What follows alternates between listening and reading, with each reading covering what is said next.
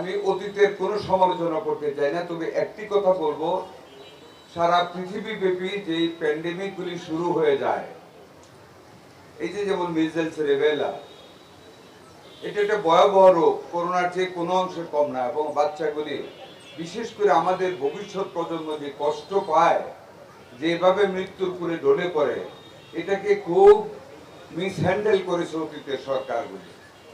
এটা কন্টিনিউয়াস একটা প্রসেস দিয়ে যাওয়াই উচিত ছিল সবসময়, কিন্তু 2020 ডিসেম্বরের পর থেকে বিগত সরকারগুলি এই টিকাদানটা কন্টিনিউ করে নাই, যেই কারণে একেবারে বজ্রপাতের মতন আমাদের উপরে সে রাতারাতি কিছুদিনের ভিতরে অনেক বেড়ে গিয়েছে। আমরাও বসে থাকিনি, ওদের সাথে দৌড়ে আমরা জিততে পারিনি, বাট সমসাময়িক রাস্তায় থাকার চেষ্টা করেছি। যেমন আপনাদেরকে বলি, প্রথম যখন রিবেলার এই মিজেলস আমাদেরকে আক্রমণ করলো, সেটা মহাখালী সংক্রামক ব্যাধি হাসপাতাল। হঠাৎ করে 3 সপ্তাহ আগে শুনলাম একটা রোগী মারা গিয়েছে।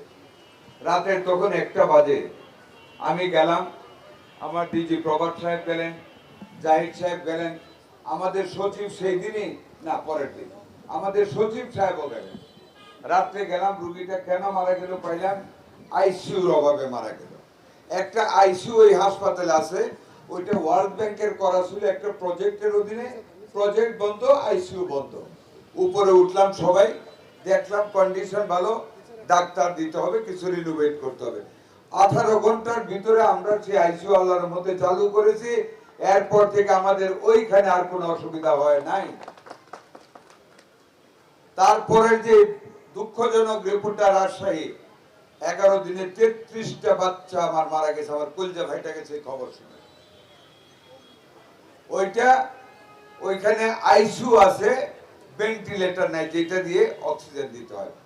দুর্ভাগ্য, সেইখানে যে পরিচালক নন ডাক্তার, না ডাক্তার, সেনাবাহিনী, যাই হোক যে আছে, আমাদেরকে সঠিক সময় জিনিসটা জানাতে জানাতে ভুল করতে করতে আমার 33টা বাচ্চা মরে গেছে। আমরা অত্যন্ত দুঃখিত। সাথে সাথে আমার জিএম সাহেব, ডিজি সাহেব, আমাদের সচিব 5টা ভেন্টিলেটর সহ আমরা রাজশাহীতে পাঠিয়েছি, ভেন্টিলেটর সরবরাহ করেছি, সমস্ত নির্দেশনা দিয়ে এসেছেন।